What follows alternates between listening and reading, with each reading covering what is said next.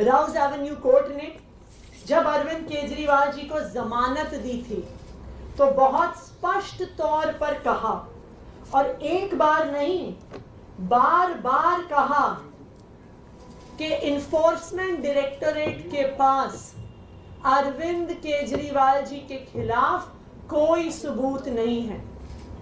उन्होंने यह भी कहा कि ईडी इस केस में एक बायस के साथ एक्ट कर रही है। ये कोर्ट के शब्द हैं, ये हमारे शब्द नहीं हैं। आज राउज एवेन्यू कोर्ट के उस फैसले पर सुप्रीम कोर्ट ने भी मोहर लगा दी और अरविंद केजरीवाल जी को ईडी के मुकदमे में जमानत दे दी। लेकिन भारतीय जनता पार्टी को यह पता था, उनको पता था कि राउज एवेन्यू कोर्ट से जमानत मिल गई है, उनको पता था कि सुप्रीम कोर्ट से भी जमानत मिल जाएगी। इसीलिए उन्होंने एक और षड्यंत्र रचा और सुप्रीम कोर्ट में जिस दिन अरविंद केजरीवाल जी की जमानत का केस आना था, उससे पिछले दिन अपने एक और राजनीतिक हथियार सीबीआई से अरविंद केजरीवाल जी को गिरफ्तार करवा लिया। क्यों किया गिरफ्तार सीबीआई से?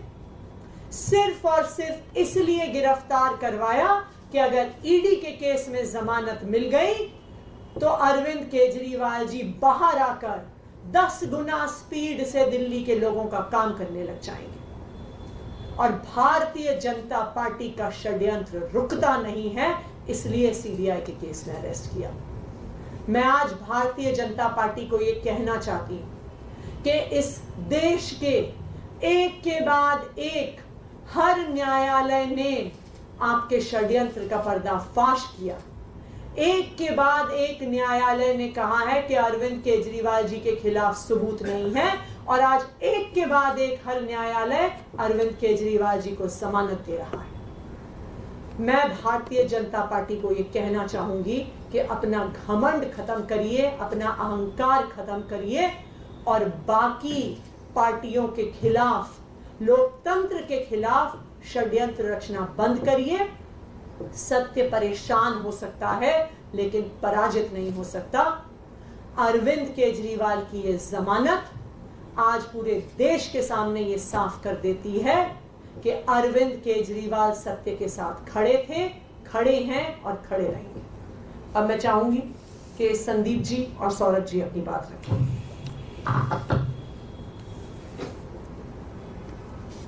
आज माननीय सुप्रीम कोर्ट ने जो फैसला दिया है वो पूरे देश के लिए एक ऐतिहासिक फैसला है।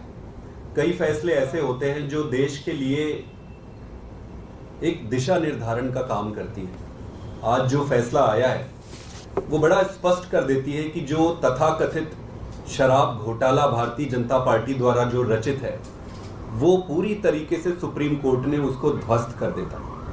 सुप्रीम कोर्ट में जाने से पहले इस पर special court PMLA special court का ऑर्डर आया था। उस ऑर्डर को पढ़ने पर किसी भी व्यक्ति के मन में ये संदेह नहीं रहेगा कि भाई ये केस क्या है। उस ऑर्डर में 3-4 चीजें बड़ी स्पष्ट लिखी हुई है।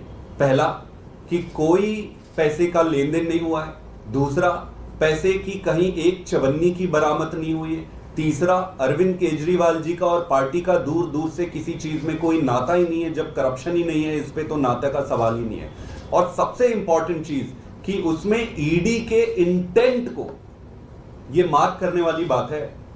कोर्ट के ऑर्डर में ईडी के इंटेंट पे बड़ा क्वेश्चन मार्क लगा है कि ईडी जो है बड़े एक मैलिफाइड इंटेंट के साथ काम कर रही है। ये बहुत बड़ी बात है। जब कोई एक एजेंसी अपने खोटे नियत के साथ किसी पक्ष के साथ व्यवहार करती है तो वो बहुत गंभीर विषय